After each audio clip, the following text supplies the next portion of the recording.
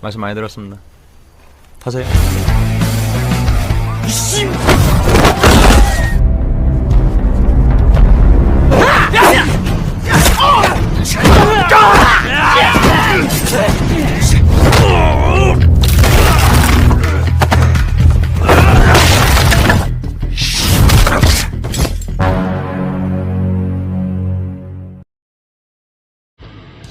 Hai teman-teman semuanya, gimana kabarnya? Semoga kalian semua sehat. Oke semuanya, balik lagi di channel 2R Movie. Jadi di video kali ini gue bakal ngebahas alur film yang berjudul The Roundup pada tahun 2022, yang mana film ini diperankan oleh Ma Dong-seok sebagai pemeran utamanya. Film ini bercerita tentang mantan gangster yang paling ditakuti kini beralih menjadi seorang detektif. Ia dihadapkan dengan kasus yang cukup rumit dan tentunya berbahaya. Sebenarnya film ini memiliki 3 sequel. Untuk film yang bakal gua bahas kali ini adalah sequel yang pertama. Untuk sequel yang lain bakal gua bahas di video gua selanjutnya. Tanpa berlama-lama lagi, kita langsung ke alur filmnya.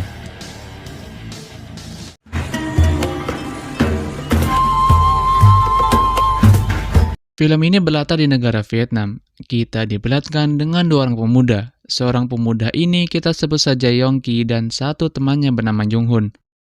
Jadi, Yongki ini adalah seorang pemuda kaya dari Korea Selatan yang ingin berinvestasi pada lahan kosong tempat sekarang dia berdiri, untuk membangun sebuah pabrik di sana melalui perantara temannya. Tak lama kemudian datang sebuah mobil. Jung-hoon memberitahu Yongki kalau ini adalah seorang pengusaha yang ingin bekerja sama mengenai investasi yang akan mereka lakukan untuk pembangunan sebuah pabrik di lahan itu. Lalu tak lama sekumpulan pria datang menghampiri mereka. Salah satu dari pemuda ini kita sebut saja Gwang Jae. Ketika pintu mobil dibuka, seorang pria tersenyum kepada Yongki. Pria tersebut bernama Kang. Tanpa rasa curiga sedikit pun, Yongki langsung masuk ke dalam mobil. Di dalam mobil, Yongki masih dalam keadaan tersenyum, karena mengira ia pasti akan mendapatkan keuntungan jika berbisnis dengan orang ini. Namun, ini yang terjadi.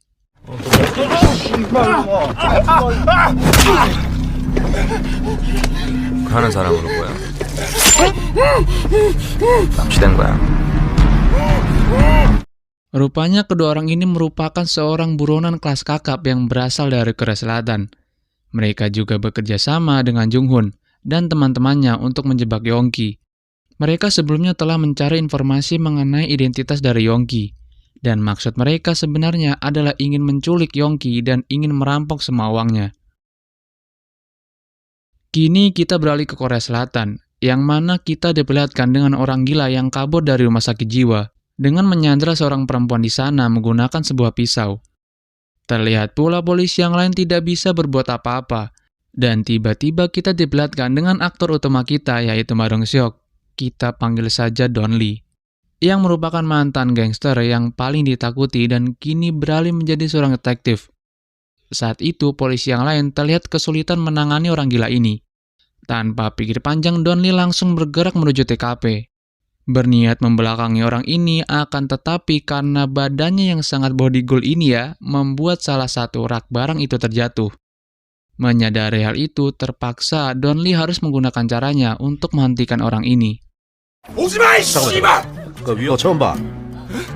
칼 내려놓으라고. 빨리 데리고 나가.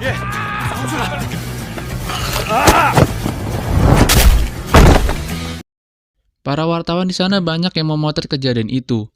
Akan tetapi berita yang naik justru sebaliknya, malah membuat citra polisi kini semakin memburuk. Terlihat para anggota polisi yang lain kecewa dengan hal itu, namun Don Lee terlihat tak terlalu peduli tentang hal itu. Kini kita diperlihatkan dengan kapten divisi tersebut bernama Ilman. Kapten Ilman memberikan informasi mengenai kasus yang akan mereka dalami, yaitu seorang perampok bernama Jung-hoon yang berada di scene awal tadi, yang kini menyerahkan diri ke kantor kedutaan Korea Selatan yang berada di negara Vietnam. Namun yang menjadi masalah di sini adalah kasus tersebut berada di Vietnam, dan tentunya harus ada anggota divisi itu yang bisa berbahasa Inggris. Karena tak ingin terlihat lemah oleh anggotanya, Kapten Ilman mengaku kalau dirinya bisa berbahasa Inggris dan tentunya tak ada masalah lagi ke depannya. Singkat cerita, berangkatlah Don Lee dan Kapten Ilman menuju Vietnam untuk mendalami kasus ini. Setibanya di Vietnam, yang terjadi malah mereka harus ditahan dan diperiksa sementara oleh petugas imigrasi Vietnam. Donnie mengira Kapten Ilman ini benar-benar bisa berbahasa Inggris.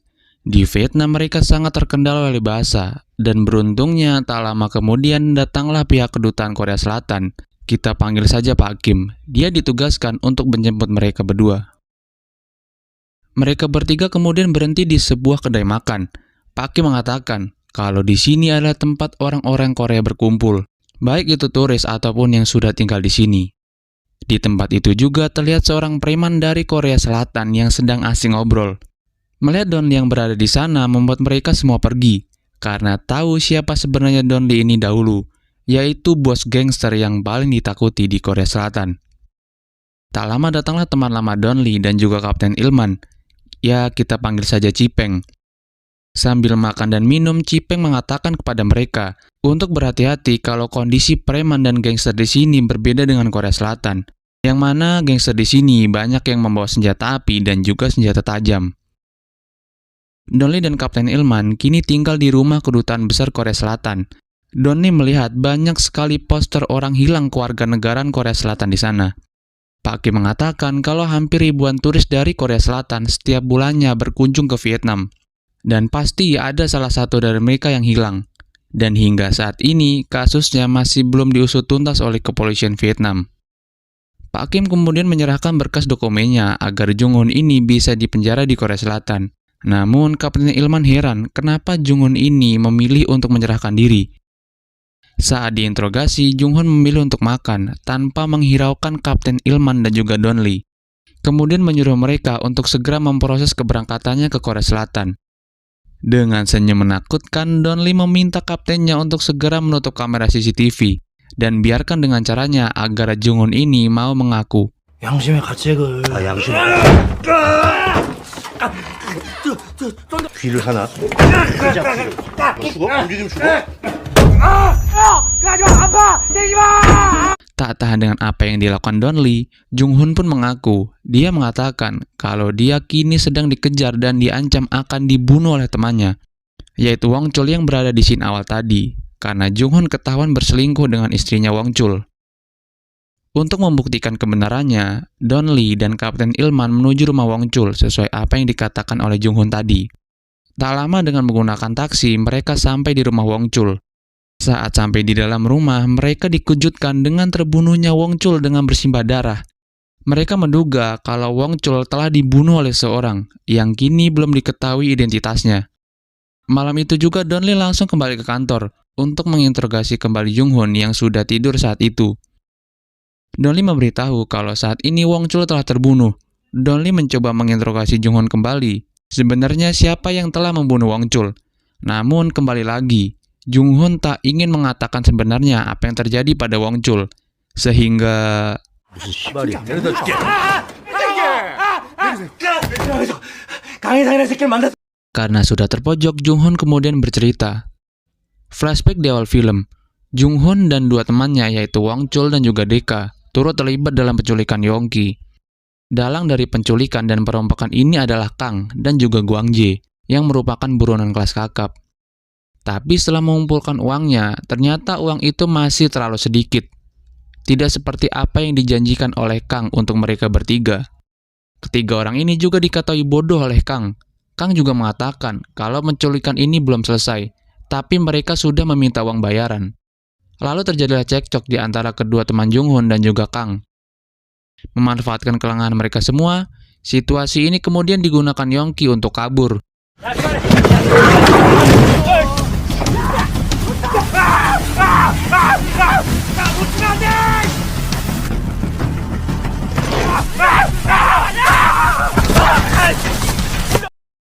Namun hasilnya sia-sia saja. Mereka berhasil kembali menangkap Yongki. Dengan keadaan dirinya yang sudah bonyok seperti itu, Yongki memohon untuk dibebaskan. Berapapun uangnya, pasti akan dia bayar. Dia juga memberitahu pin berangkas miliknya yang berada di hotel. Tapi tiba-tiba... 죽는다 이 개새끼야. 이발 또라이스 휘발놈아 돈은 받고 죽여 이발. Bukan hanya Yongki yang terbunuh di sini. tapi juga Deka yang ditikam oleh Guangje. Junghun dan Wongchul hanya terdiam melihat salah satu temannya mati dengan menggenaskan. Malamnya mayat mereka berdua telah terbungkus plastik dan langsung dikubur oleh Wongchul dan juga Junghun dan dipantau langsung oleh Kang. Tak lama kemudian Guangje datang yang membawa tas yang berisikan uang. Uang itu ia dapatkan dari brankas di Hotel Yongki. Namun Kang belum puas dengan uang yang diberikan oleh Guangje. Kang kemudian memiliki cara lain agar bisa mendapatkan uang yang lebih banyak.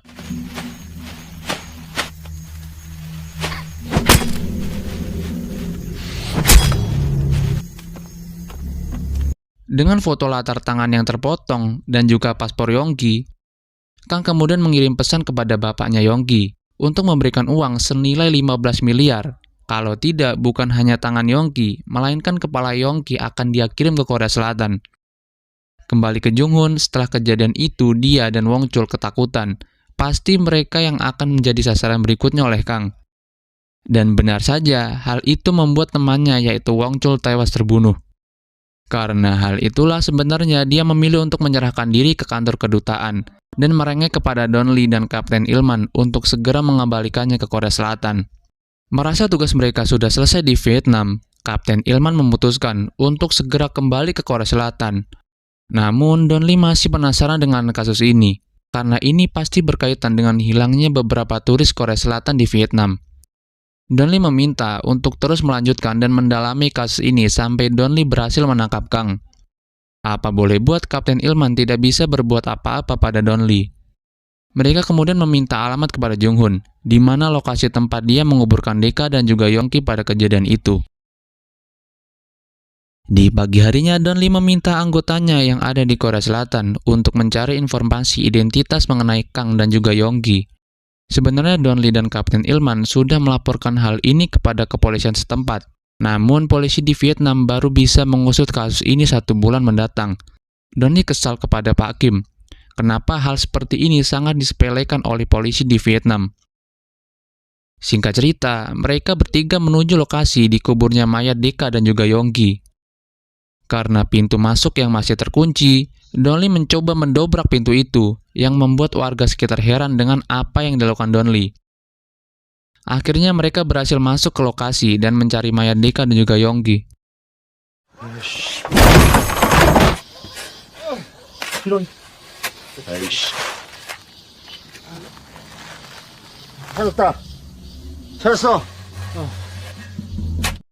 Mayat mereka akhirnya ditemukan dan langsung diamankan oleh kepolisian setempat. Don Lee kemudian menelpon Cipeng, teman lamanya. Ia menanyakan apakah Cipeng tahu informasi mengenai Kang. Mendengar nama Kang, Cipeng sedikit terkejut. Cipeng kemudian memberitahu kalau ada ketua gangster bernama Roku dan banyak anak buahnya yang juga mencari Kang. Dan Cipeng memberikan lokasi di mana tempat Roku sekarang. Di situ juga Kapten Ilman marah kepada pihak polisian di sana, karena begitu lambatnya mereka dalam mendalami kasus yang seperti ini. Mendengar hal itu, polisi di sana juga merasa tersinggung dengan apa yang dikatakan oleh Kapten Ilman. Namun Don Lee dan Pak Kim melarang mereka berdua. Di sisi lain, kita diperlihatkan sekumpulan pembunuh bayaran. Mereka dibayar untuk membunuh Kang, dan mereka sudah menemukan di mana persembunyian Kang. Dari kejauhan terlihat pria yang memberikan kode di mana persembunyian Kang. Pria tersebut bernama Saka, anak buah Roku. Dia yang mengantarkan para pembunuh bayaran itu ke rumah Kang. Mereka pun masuk ke dalam persembunyian Kang dan memeriksa rumahnya. Di dalamnya mereka menemukan sebuah koper yang berisi banyak sekali uang dan juga emas batangan, yang merupakan hasil dari merampok uang Yongki. Namun Kang tidak sedang berada di rumahnya. Dan kemudian Saka disuruh untuk pulang. Pembunuh bayaran itu kemudian menelpon seorang dan mengirimkan uang-uang itu kepadanya. Di lain tempat kita diperlihatkan dengan sebuah kasino, yang mana kebanyakan tempat kasino itu berisikan orang Korea dan juga Cina, yang merupakan anak buah Roku. Don Lee masuk ke dalam kasino itu dan bertanya kepada mereka, di mana Roku sekarang. Dan Kapten Ilman pun juga menunjukkan rencana polisinya. Namun anak buah Roku itu malah menahan Don Lee. Mereka semua tidak tahu siapa orang yang mereka hadapi, sehingga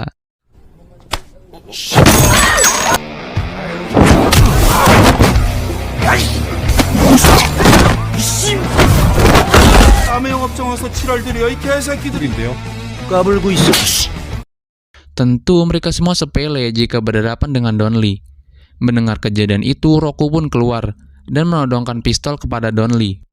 Roku mengancam kalau dirinya bisa dengan mudah menghabisi Donlie dengan pistol ini. Namun pistol itu berhasil direbut dan memberikannya kepada Kapten Ilman, yang membuat Roku dan semua anak buahnya ketakutan. Tentu Roku ini bukan apa-apa jika dibandingkan dengan Donlie. Donlie menanyakan di mana lokasi Kang sekarang. Roku pun menunjuk Saka anak buahnya, karena Saka belum lama ini memberikan lokasi itu kepada pembunuh bayaran, yang tahu di mana rumahnya Kang. Dalam perjalanan, Donlie menerima telepon dari anggotanya. Dia memberikan informasi kalau Yongki belum pernah dilaporkan hilang oleh keluarganya, dan rupanya Yongki ini juga merupakan anak dari Pak Han, yang merupakan salah satu orang terkaya di Korea Selatan, pemilik perusahaan Singnam, yang merupakan perusahaan yang memberikan dana kepada perusahaan-perusahaan yang hampir bangkrut di Korea Selatan, dan kemudian membelinya dengan harga murah.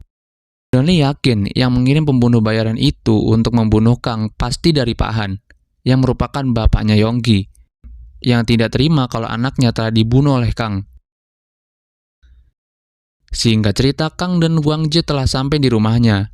Awalnya mereka tidak curiga, tapi setelah melihat putung rokok yang masih berasap, mereka mulai waspada. Kang ini yakin pasti ada seseorang yang masuk ke dalam rumahnya. Dan benar saja rupanya para pembunuh telah menunggunya di dalam, dan pertarungan pun terjadi antara Guang Ji dan Kang melawan para pembunuh bayaran.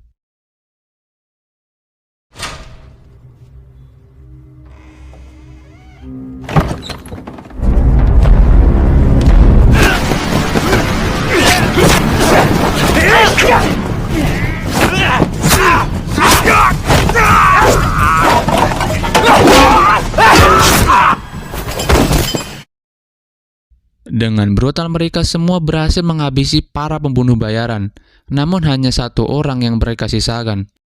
Kemudian Kang langsung mencari kopernya yang ternyata sudah tidak ada. Menanyakannya kepada pembunuh bayaran itu, di mana kopernya dan siapa yang telah menyuruhnya. Pembunuh bayaran itu mengatakan kalau yang menyuruh mereka adalah Pak Han, ayah dari Yongki. Setelah mendengar hal itu, Kang langsung menghabisi pembunuh bayaran itu.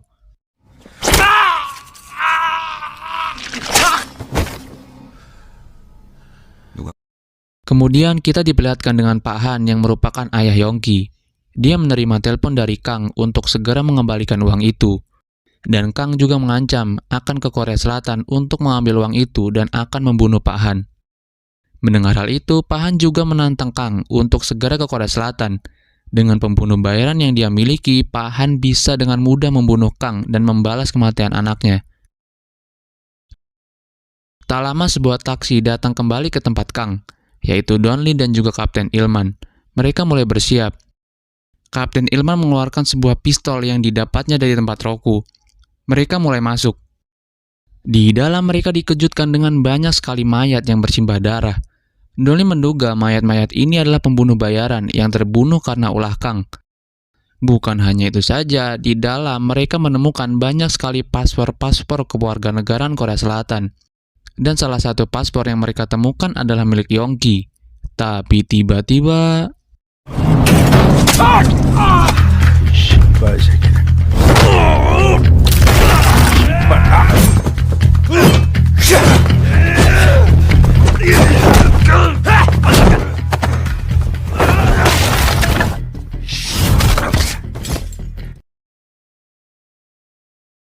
Donlie berhasil menghajar Guang Ji sampai pingsan.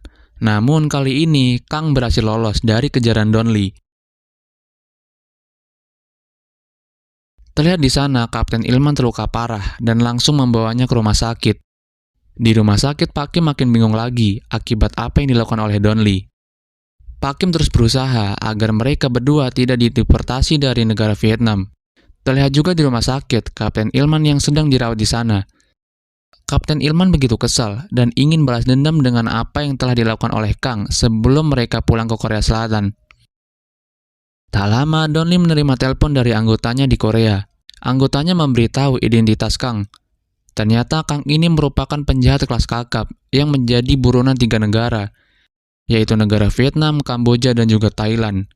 yaitu dengan kasus perampokan, penculikan, dan pembunuhan para turis-turis di negara tersebut, dengan meminta tebusan kepada keluarga korban. Namun saat ini para korbannya tidak pernah ditemukan kembali, dan hingga saat ini para polisi di 3 negara tersebut belum mampu untuk menangkap Kang. Pak Kim kemudian datang dan memberitahu mereka kalau mereka akan segera dideportasi. Pak Kim sudah berusaha sekeras mungkin, namun Pak Kim tidak bisa berbuat apa-apa. Mendengar hal itu, Don Lee kesal dan membisikkan sesuatu kepada Pak Kim. Rupanya Don Lee berencana mengalihkan perhatian para polisi yang menjaga Guang Jie melalui Pak Kim untuk bertemu Guang Jie. Pada akhirnya rencana itu berhasil, dan Don Lee kembali bertemu Guang Jie yang terbaring lemas akibat pukulannya. Don Lee menanyakan di mana keberadaan Kang sekarang, namun Guang Jie masih terdiam. Kemudian Don Lee mengancam kalau dirinya pasti akan dihukum mati di negara Vietnam karena kasusnya ini. Namun Don Lee menawarkan Guang Jie untuk dihukum di Korea saja, maka kasusnya mungkin bisa diringankan. Don Lee melakukan hal itu agar Guang Jie mau memberitahu di mana keberadaan Kang sekarang. Di luar terlihat juga Kapten Ilman yang berdebat dengan polisi di sana, karena para polisi Vietnam akan segera mendeportasi mereka semua. Pak Kim di sini tidak bisa berbuat apa-apa saat para polisi itu ingin memaksa Kapten Ilman. Dan kemudian datanglah Don Lee dan memberitahu kalau saat ini Kang sudah berada di Korea Selatan dan berencana akan segera membunuh Pak Han dan mengambil uang itu kembali. Singkat cerita, kembalilah mereka ke Korea Selatan. Sekarang tidak ada waktu lagi bagi Don Lee, karena Kang sudah mulai masuk ke Korea Selatan. Don Lee pun langsung bertemu dengan seorang mantan anak buahnya dulu bernama Jang, untuk meminta rekaman semua video CCTV aktivitas pelabuhan di sana. Don Lee meminta untuk segera memberikan rekaman CCTV dan jangan banyak bicara. Namun sikap Jang sangat meremehkan mantan bosnya itu, sehingga 이러면 나도 가만히 안 있는다. tak punya pilihan, Jang kemudian memberikan kartu nama petugas yang memiliki semua rekaman CCTV itu. Saat ingin kembali, Don Lee mengancam kalau Jang masih belagu kepadanya, Don Lee akan menghajarnya seperti waktu dulu. Setelah mendapatkan semua rekaman itu, langsung saja para detektif memeriksa semuanya. Setelah memeriksa berjam-jam, salah satu detektif menemukan orang yang mencurigakan di pelabuhan. Setelah Don Lee lihat, ternyata benar saja, Kang tertangkap kamera CCTV yang ingin mencuri mobil di sana. Di pelabuhan kedatangan Kang rupanya sudah ditunggu oleh Pak Han. Anak buahnya itu memberitahu, pasti saat ini Kang sudah berada di Korea Selatan, karena kapal dari Vietnam itu sudah berada di sana. Pak Han kemudian memerintahkan untuk segera mengirimkan semua pembunuh bayaran untuk memburu kepala Kang, hidup ataupun mati. Kemudian kita diperlihatkan dengan 2 orang pria, kita panggil saja Tama dan juga Tomo. Mereka adalah teman dari Kang dari Vietnam. 2 bersaudara ini datang untuk membunuh Kang, mengambil uang itu kembali dan menculik Pak Han. Kita kembali ke Don Lee, ditemani oleh Kapten Ilman untuk bertemu dengan Komandan Polisi Korea Selatan. Don Lee dan Kapten Ilman datang untuk menjelaskan mengenai kasusnya yang sedang mereka dalami. Tapi saat itu, Komandan sangat marah kepada mereka berdua, karena mereka melakukan pergerakan tanpa seizinnya di negara orang, dan Komandan Polisi itu seperti menganggap remeh kasus ini. Namun mereka berdua menjelaskan kalau kasus ini sangat berbahaya dan melibatkan banyak gangster dan juga pembunuh bayaran. Kalau tidak segera diselesaikan, maka akan banyak darah yang tumpah di Korea Selatan. Karena itu nanti malah akan semakin memperburuk citra polisi kepada masyarakat. Dan media pasti akan semakin memojokkan polisi mengenai kasus ini. Mendengar hal itu, Komandan Polisi itu ketakutan. Karena kalau kasus ini tidak selesai, justru akan menghambat komandan itu dipromosikan untuk naik jabatan. Lalu komandan itu memberikan waktu kepada mereka untuk menyelesaikan kasus ini selama seminggu. Don Lee dan Kapten Ilman senang mendengar hal itu, dan akan berusaha keras untuk menangkap Kang. 일주일이야. 일주일 안에 결판돼. 일주일.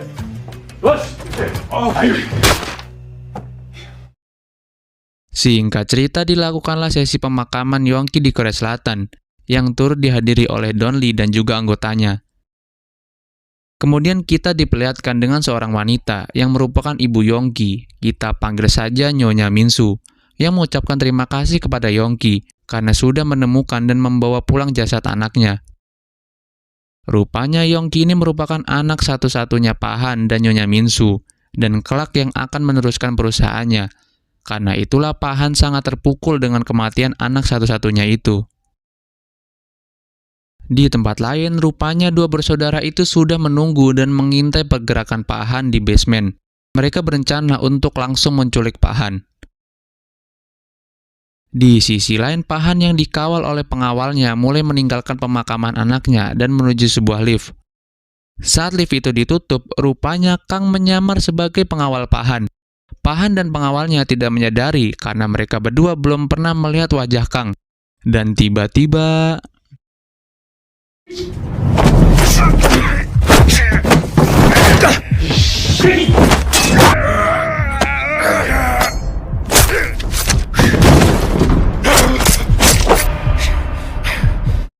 Kang berhasil membunuhnya secara brutal dan memperkenalkan dirinya kepada Pak Han kalau dirinya adalah orang yang Pak Han buru selama ini, dan Kang tidak main-main dengan ucapannya kalau dia akan datang ke Korea untuk menculik Pak Han. Kembali kedua bersaudara ini, rupanya mereka mencurigai dengan mobil yang mereka lihat. Ternyata benar saja, di dalamnya adalah para pembunuh bayaran yang ditugaskan untuk menjaga Pak Han saat di atas. Mereka tinggal menunggu instruksi Pak Han saja untuk langsung memburu Kang. Tapi tiba-tiba...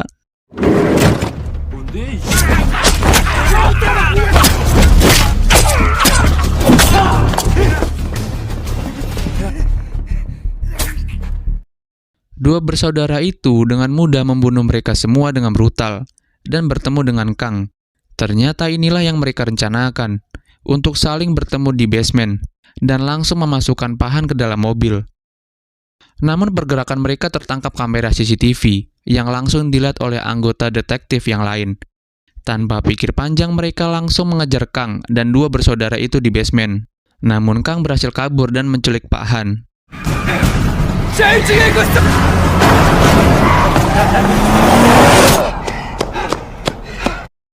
Singkat cerita, para detektif itu berkumpul. Di sana, Kang mengirimkan video kekerasan yang dilakukan kepada Pak Han, yang sudah mereka culik di satu tempat, dan hal itu turut disaksikan juga oleh istrinya Pak Han. Para detektif itu juga dengan cepat sudah mengantongi identitas mereka berdua. Rupanya dua bersaudara itu juga merupakan warga Korea Selatan yang berada di Vietnam. Mereka berdua sangat berbahaya dan bahkan bisa melakukan apa saja untuk membunuh orang-orang yang dianggapnya sebagai musuh. Kemudian Nyonya Minsu memohon agar para detektif itu bisa menemukan Pak Han. Berapapun uangnya pasti akan dia bayar kepada mereka untuk menemukan suaminya. Bahkan Nyonya Minsu ini bersedia langsung untuk membantu mencari suaminya itu. Setelah lama menunggu, akhirnya Nyonya Minsu ditelepon oleh Kang, yang turut disadap oleh para detektif yang mungkin tidak disadari oleh Kang. Maksud Kang menelpon Nyonya Minsu sudah jelas, yaitu meminta Nyonya Minsu untuk segera mentransfer uang menebus Pak Han, senilai 15 miliar, dan meminta koper itu kembali yang sudah diambil kembali oleh Pak Han. Namun Nyonya Minsu sangat pintar bernegosiasi. Ia meminta untuk memberikan uang itu secara langsung kepada Kang, tanpa harus mentransfer uang itu. Kang tak punya pilihan lain, dan setuju dengan saran Nyonya Minsu. Mereka akan bertemu besok siang jam 1 di pinggiran kota Seoul, tanpa ada pelacak dan tanpa membawa satupun polisi. Kang sepertinya terjebak dengan usulan Nyonya Minsu, karena hal tersebut juga merupakan rencana Don Lee untuk menangkap Kang dan dua bersaudara itu.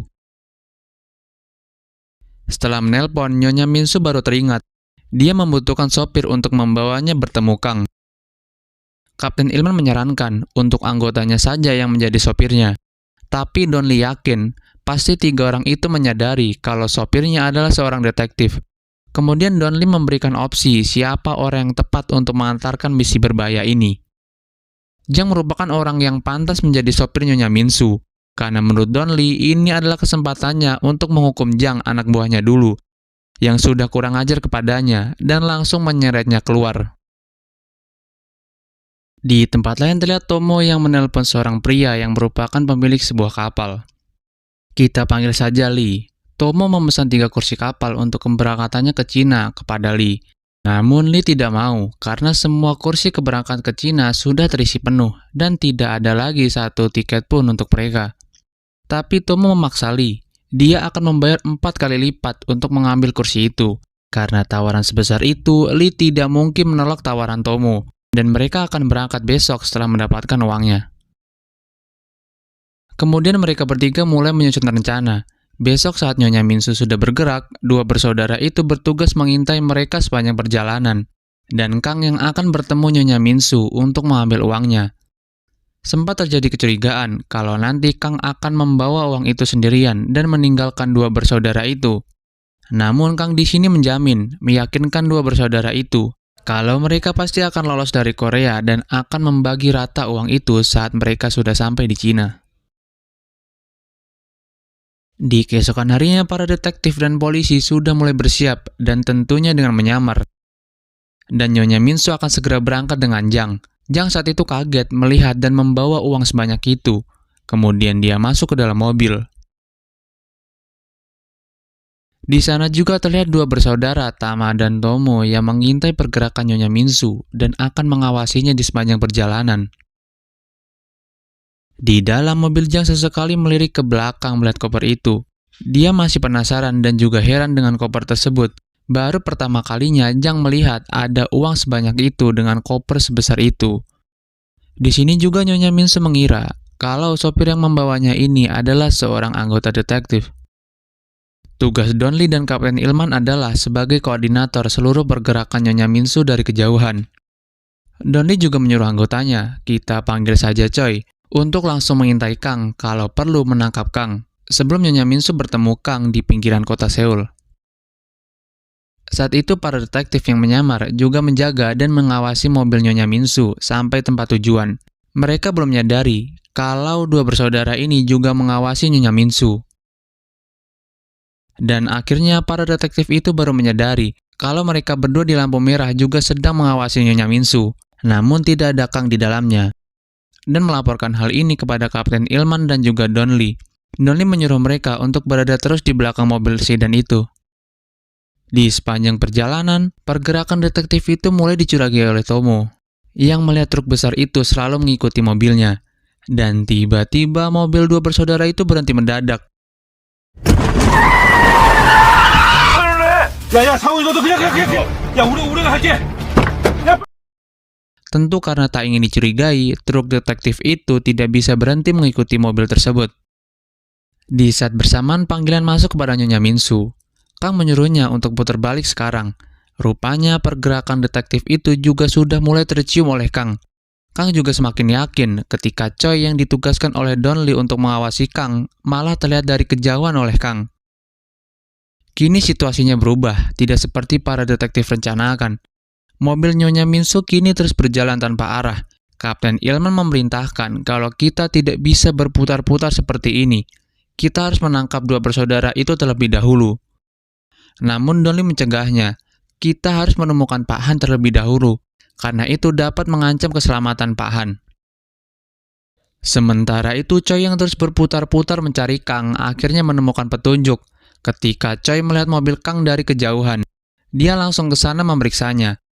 Choi semakin yakin ketika melihat mobil ini yang digunakan Kang untuk menculik Pak Han. Melihat hal ini, Choi langsung melaporkannya dan menghubungi Kapten Ilman. Mendengar hal itu, Kapten Ilman langsung bergegas menyusul Choi di sana.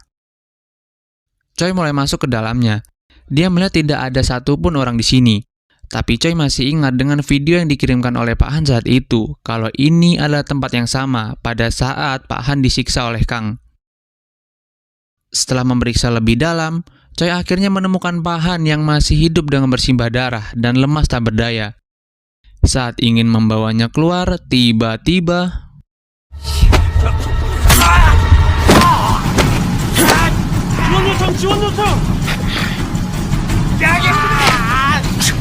tak lama polisi yang lain datang. Melihat hal itu, Kang langsung melarikan diri dengan mobilnya.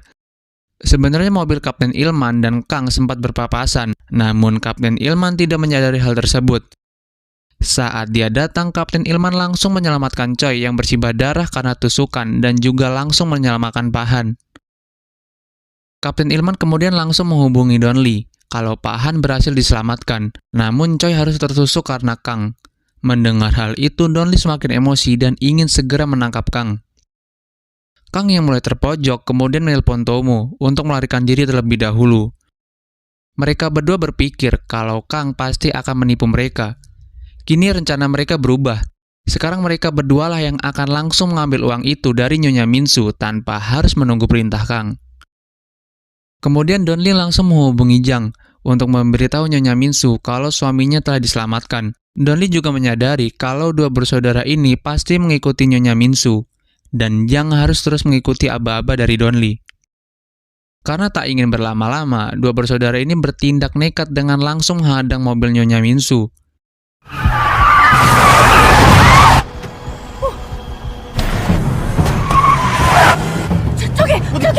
Terjadilah kejar-kejaran di sana.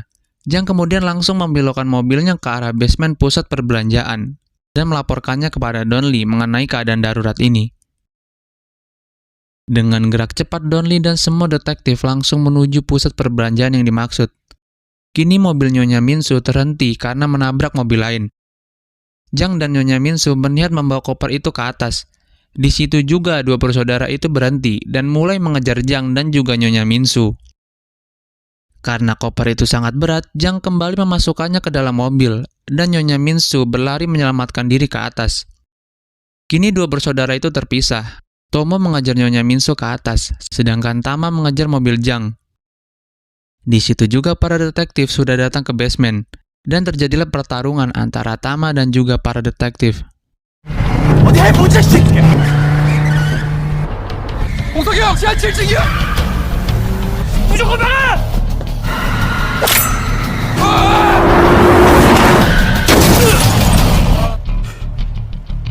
야! 차례다!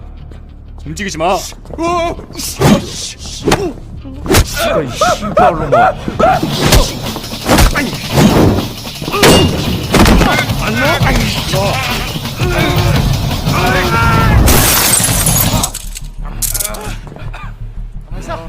Dan kini Donli sudah sampai di pusat perbelanjaan. Di sana terlihat Tomo yang terus mengejar Nyonya Minsu di tengah keramaian.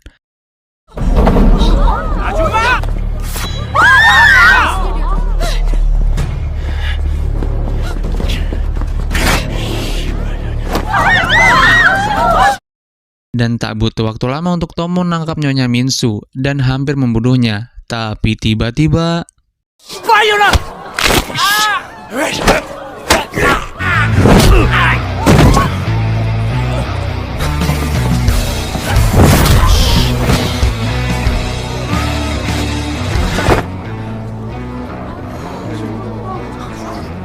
야, 이거 가져가. Tentu Tomo bukan tandingan sama sekali bagi Donli. Kini Jang mulai membawa koper itu pergi. Tapi tiba-tiba Kang menabrak mobil Jang. Ia ingin mendapatkan uangnya itu kembali. Tapi dengan cepat Jang membawa koper itu dan langsung masuk ke dalam taksi untuk menghindari kejaran Jang. Namun Kang tidak dapat mengejar Jang. Melihat kondisi ini, Kang sangat marah dan melampiaskannya dengan menusuk dua polisi patroli di sana.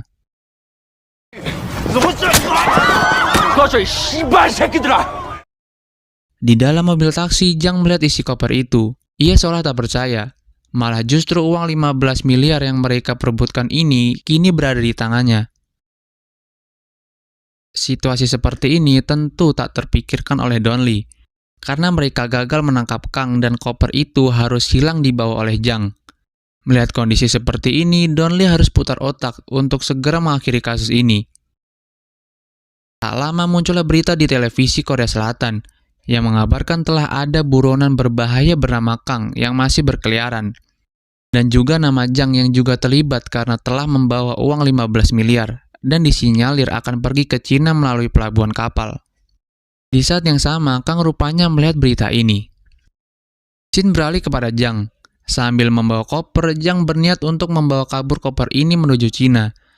Jang kemudian menelpon Lee untuk memesan kursi di kapal itu. Namun Lee menolaknya karena kursi menuju Cina sudah habis terjual. Jang kemudian memaksa Lee untuk membeli kursi itu dengan harga 2 kali lipat. Lee kemudian memberitahu Kalau kemarin juga ada orang yang memesan kursi ini yang sudah habis terjual dengan harga 4 kali lipat, namun tidak ada kelanjutan hingga saat itu. Kalau mau, Zhang harus membayar 5 kali lipat untuk bisa mendapatkan satu kursi kapal menuju Cina, dan nanti ada orang yang langsung menjemput Kang. Mendengar hal itu, Zhang langsung sepakat, karena uang yang ia punya sekarang kini tak sebanding dengan membayar 5 kali lipat kursi kapal menuju Cina. Saat ingin berangkat, tiba-tiba muncul sosok Kang dari kejauhan, dan perlahan mulai mendekati Kang. Bukannya lari, Zhang yang tidak tahu bagaimana kebrutalan Kang malah sok-sok menantangnya. Tapi sekali Kang mengeluarkan pisaunya, Zhang langsung ciut dan lari ketakutan menghindari Kang dan meninggalkan koper itu. 너네 누군지 아니? 내 하얼빈의 장체를 오라 이 개새끼! 이발 새끼야! 오지 말라, 오지 말라. Kang berniat menaiki kapal itu menuju Cina. Karena melihat banyak sekali penjagaan polisi, Kang mengurungkan niatnya dan memilih menaiki bus untuk sementara waktu.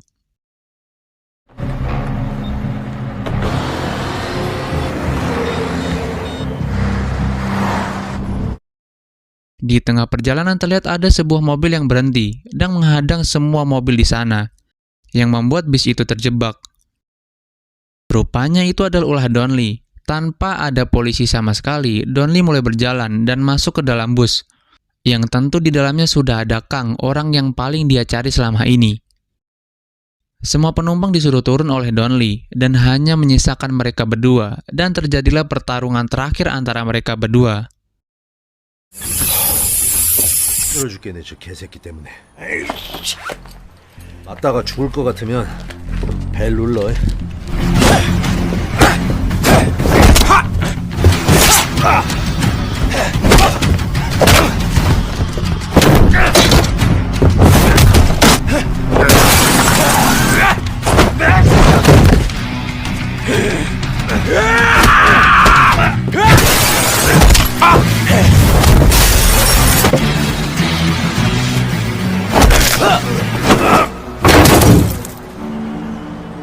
내 가족까지 아이고 난리네.